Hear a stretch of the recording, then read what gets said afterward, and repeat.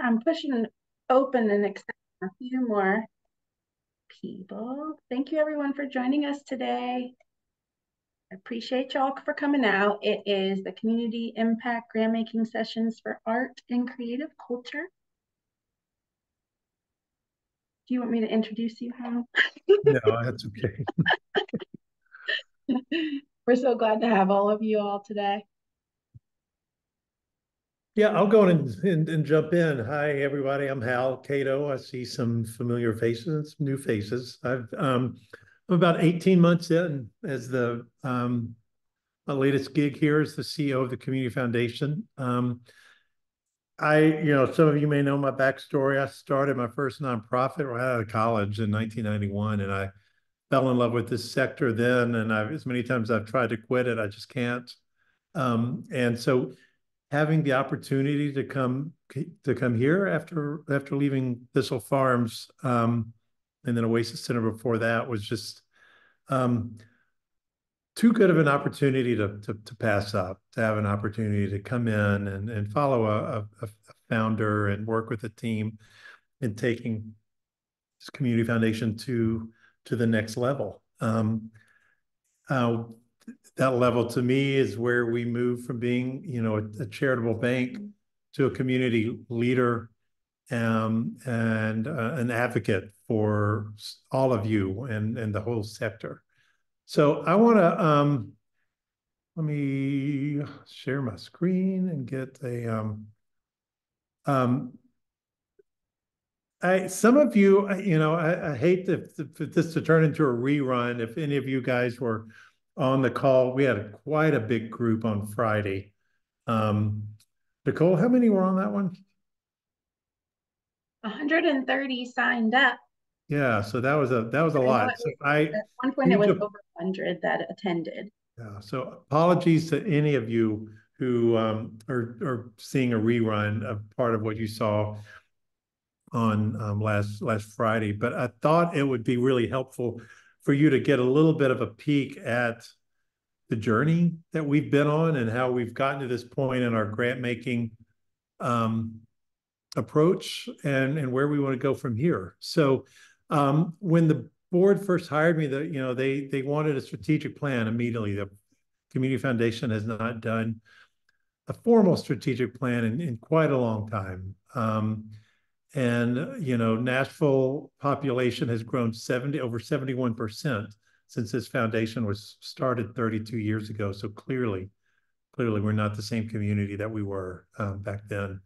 But I didn't want to do a strategic plan right out of the chute. I needed some time to get to know the team, to meet with many of you, get to know other funders and see what they were doing, to get us moved into our new buildings so that we could then open the doors and welcome in nonprofits in a way that we've never been able to. And I'm really proud of the fact we've had over 11,000 visitors, and hundreds of nonprofits that have taken up our offer to come here and use our space for free and let us be a part of your community. So thanks to all of you who have done that. We then started the strategic planning process by really starting out building just a frame, because until you've got a solid frame and you're really clear on some things that in terms of your guiding principles and your mission, vision, and focus, doing a plan is a little backwards. So started with developing a new vision and mission statement. And so I call both of those our North Star. Where are we going? But then if you've got a North Star, what are the other stars that surround you? So we looked at what's our East Star. The East Star is our external priorities. That is where it starts to feel like a little more of a traditional strategic plan in terms of what are our big goals, what are the objectives that will drive us toward those goals, and then the strategies and tactics underneath it. Then we look, hard look, almost a year just looking at ourselves. I call that the West Star, where we look inward, where we re-examine our values and what do we value? How do we want to work together? And what's the culture we want to build? What are the processes that need to be updated? Some cases, they just need to be thrown out the door altogether. And then what just needs to be refined? And then what are the guiding principles that we'll use to guide our work? You put all that together, And that packs the snowball of culture. And I think culture drives everything. Um, and the old saying that culture eats strategy for breakfast, but it also eats a strategic plan for lunch and your vision statement for dinner if you're not careful. So we've done a lot of work here.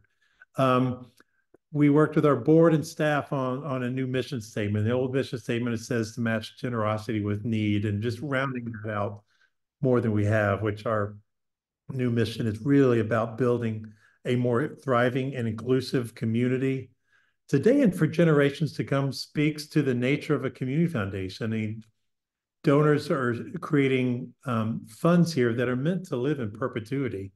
And that's a tricky thing when someone establishes a fund 30 years ago and you look at just how much the community has changed since then, and making sure that we are building funds built to last as Nashville continues to grow and evolve.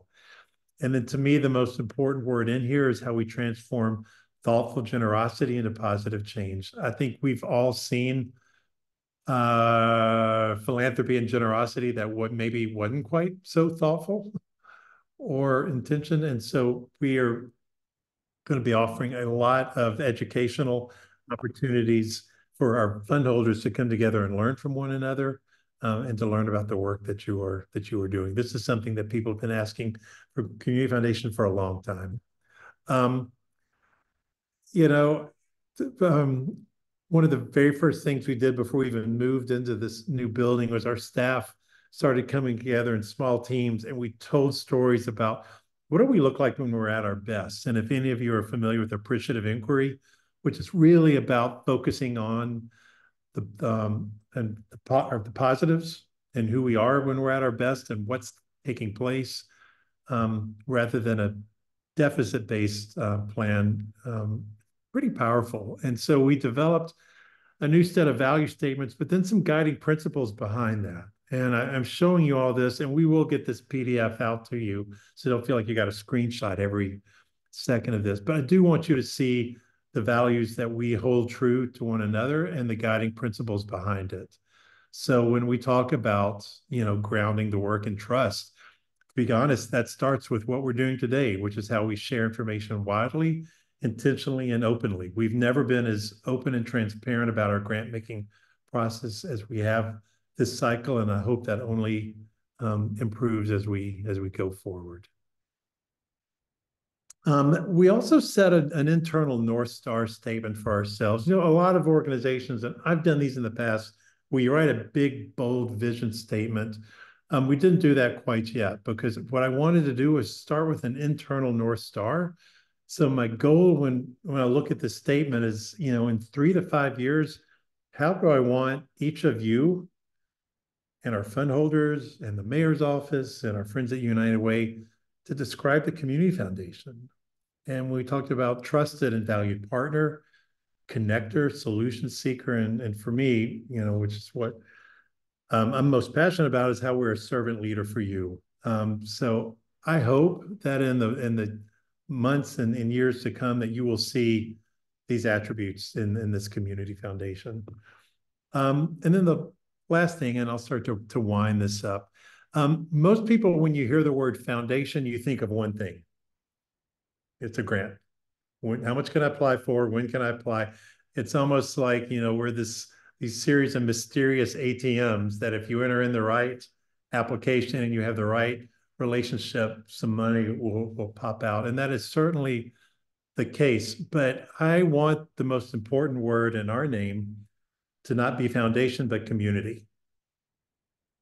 And as a result of that, we're looking at, there are more ways to invest than just financial capital. And so how can we help build intellectual capital by creating new learning opportunities from you and among you, and looking at best practices in other community foundations around the country? I've talked to over 50 since I started here. How do we invest in social capital and catalyzing networks around common agendas?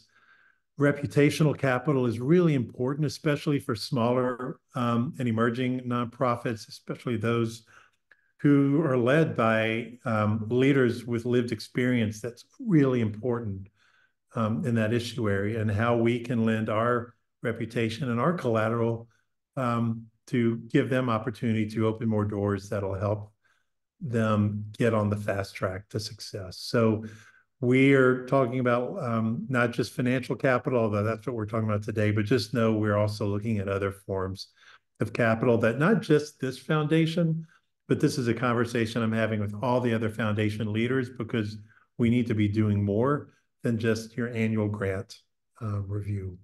So happy to answer any questions at the end, but I'll just keep us moving on. And Adnan Karim is our new Vice President of Community Impact.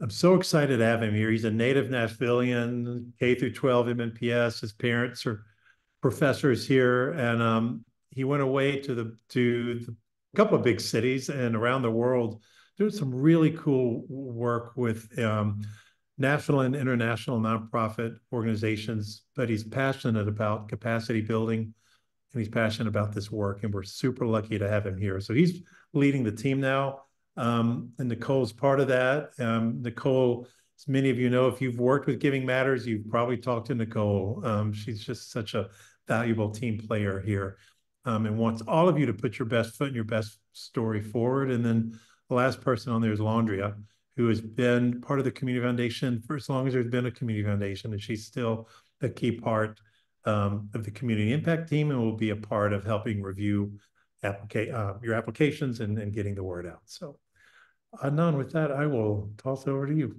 Great. Thank you, Hal. Pleasure to be here. And as Hal mentioned, I'm glad to be back home.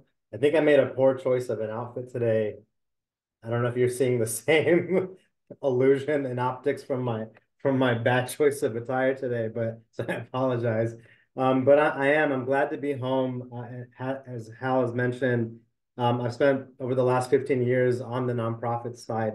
So I know this sector quite intimately, and have held pretty much every role you can think of at every level.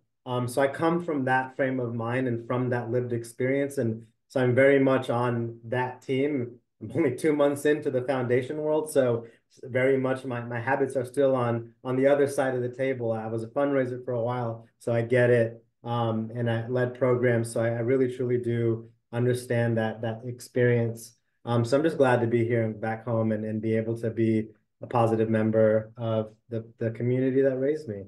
So with that, I'm glad to dive into some of the changes and what we're thinking about in our grant making. And it's really grounded in a lot of feedback from the nonprofit community, looking at best practices across the nation and across the world in philanthropy, and what's giving done right, and how do we be the best philanthropists and funders we can be. Looking at our own internal experience, there's a lot of us, just like myself, who have come from the nonprofit space, and bringing that lived experience into our grant making strategy and philosophy.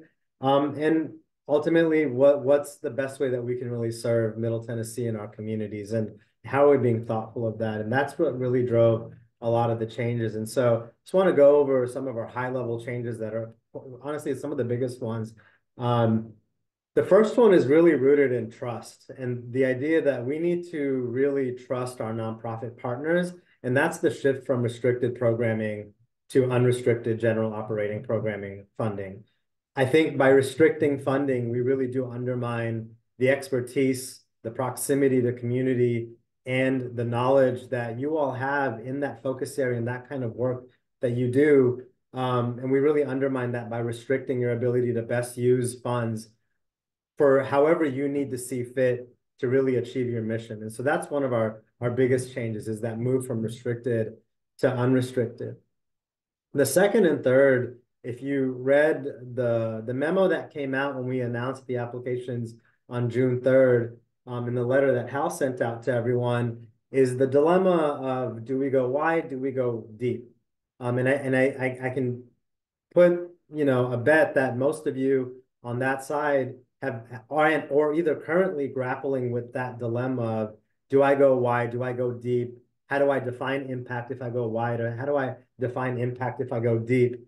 And so I think this is an ongoing conversation, and that makes us no different to think about that. So, looking back historically, on average, we've given grant sizes of about 5,000 to 6,000 or so to about 438 nonprofits. And where we want to be is a place, and listening to feedback, again, going to feedback from most nonprofits is we need more funding, transformative gifts.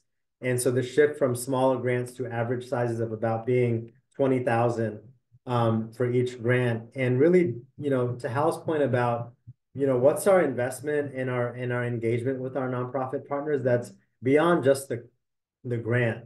How are we really, investing in that reputational capital and that intellectual capital, and that social capital, and the ability to go deeper in fewer nonprofits? I know there's a con and a cost to that, but our ability to really be in true partnership and not it be a transactional partnership or a relation with our nonprofit partners.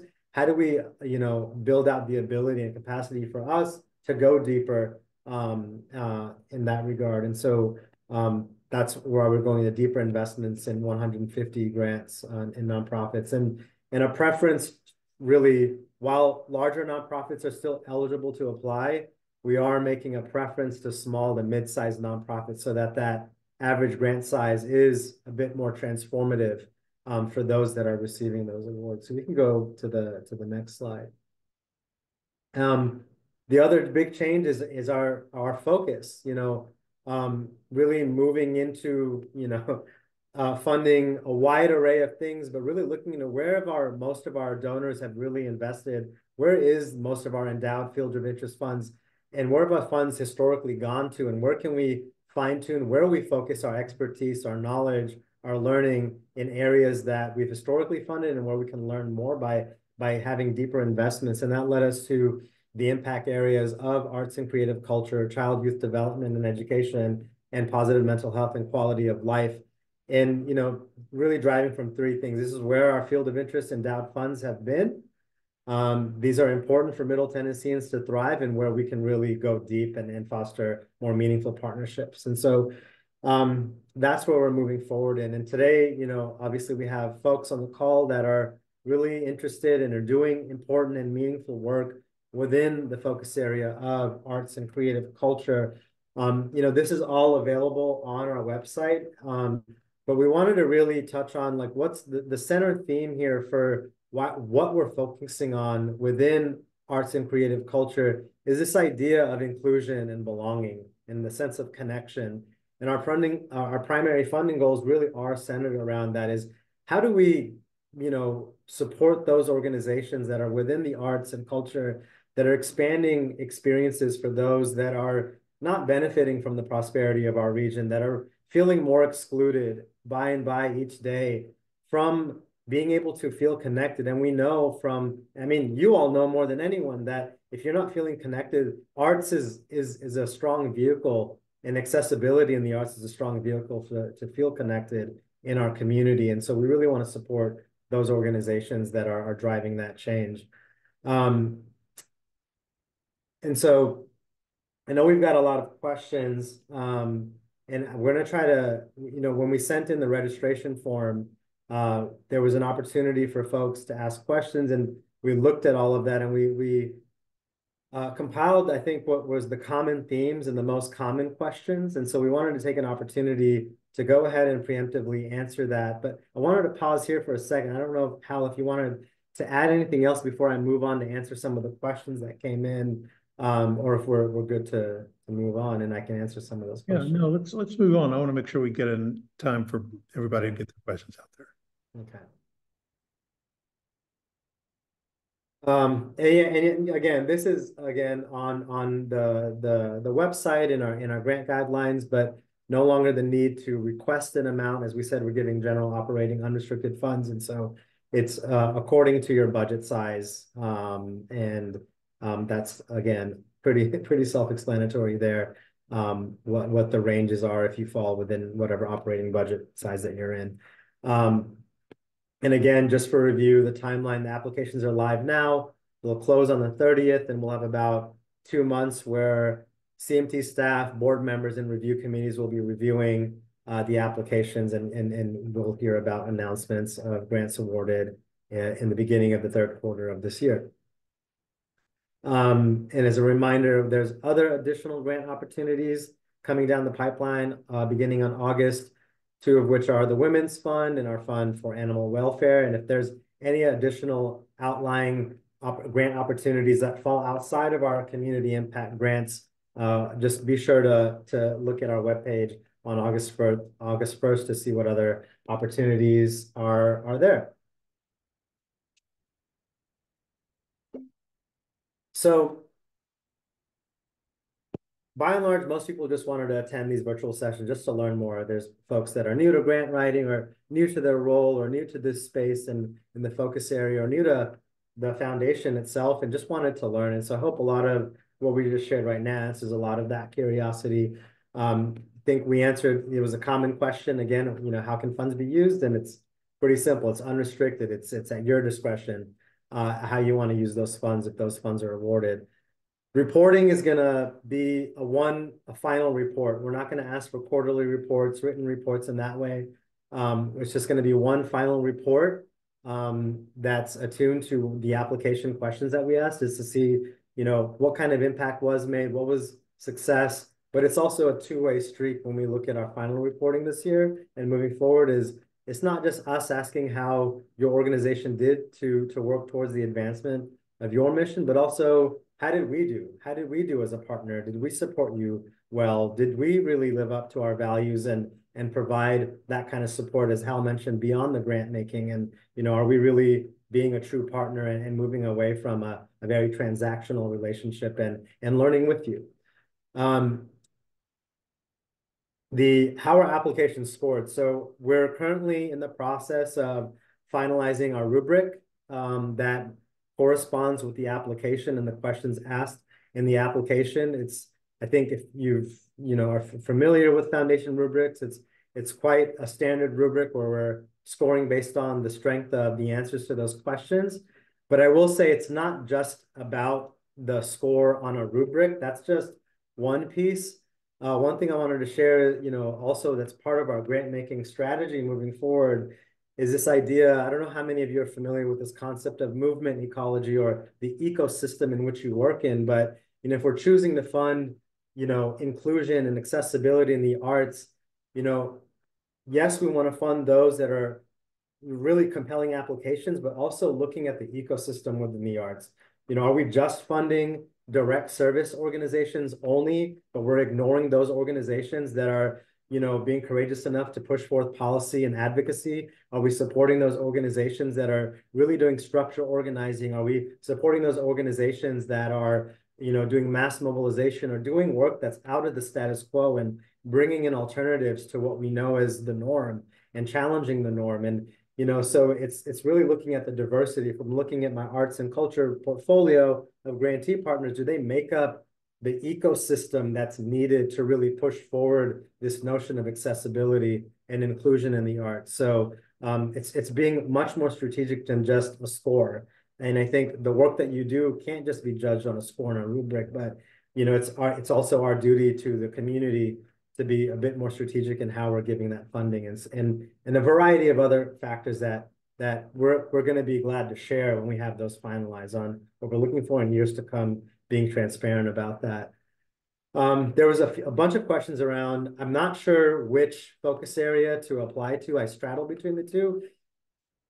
Our answer is, really think critically and really look into where you make your deepest investments, where you do most of your work, and apply under that category. Your application isn't getting filtered through a machine.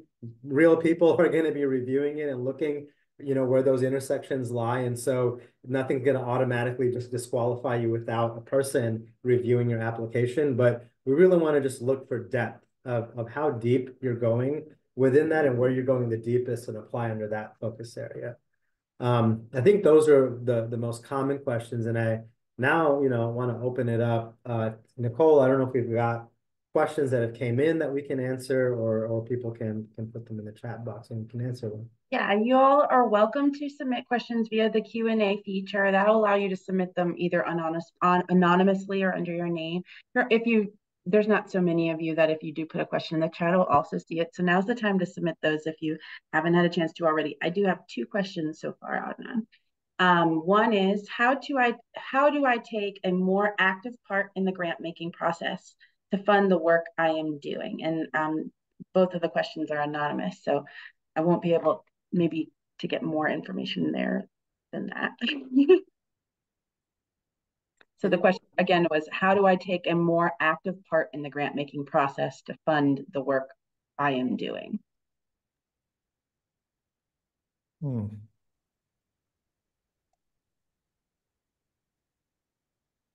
I'm kind of stumped by that one. So sorry. And I'm not sure if it's an active part in talking with us or writing the application or finding other funding. Yeah, Yeah. and I'm looking for clarity if this individual, if you're asking, are you an active fund in fundraising for your organization? Or are you also maybe reading the question as, are you an active funder looking to be funding along with us organizations in the arts?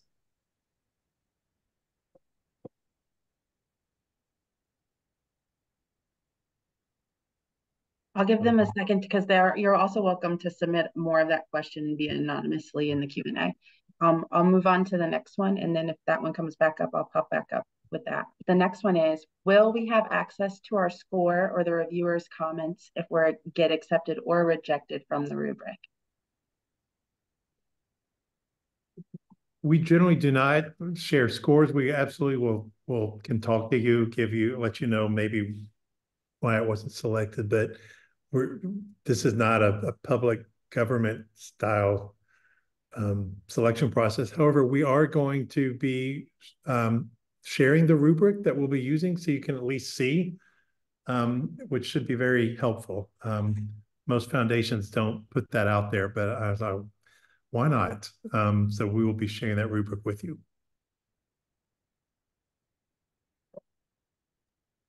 And the first initial question, they wrote back just to let me know that their question was answered while you were speaking. They submitted that question early. Okay. Right. Is there any other questions? There's no others in the Q&A.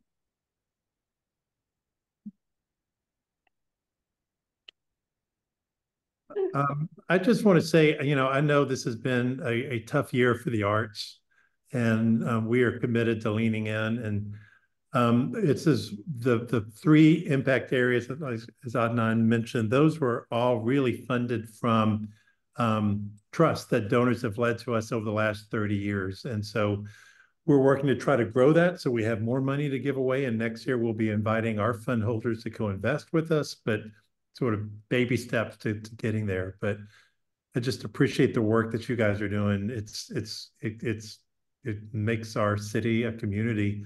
And I want to get as many good arts grants out there as we can. And, if you're not selected, we'll absolutely talk to you and brainstorm what could be done differently or better, or if there are other opportunities that we might could help you with.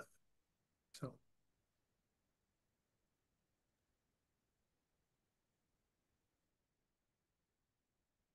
I have one more question. Is that okay? They snuck it in the last minute. Will funding prioritize depth of program, like daily serving a limited number or a wide scope, large quantity a few times a year? So I think, are we going to have priorities for depth versus width in regards to how we fund an organization, is what it sounds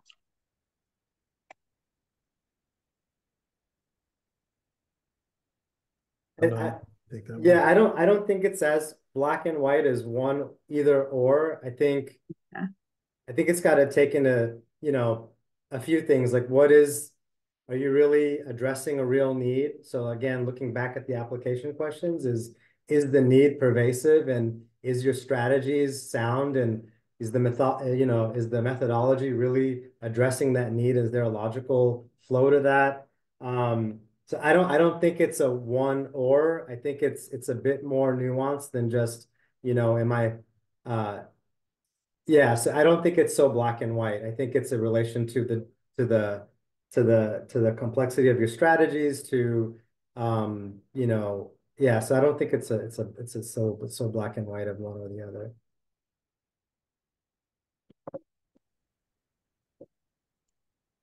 I hope that answers sort of that question.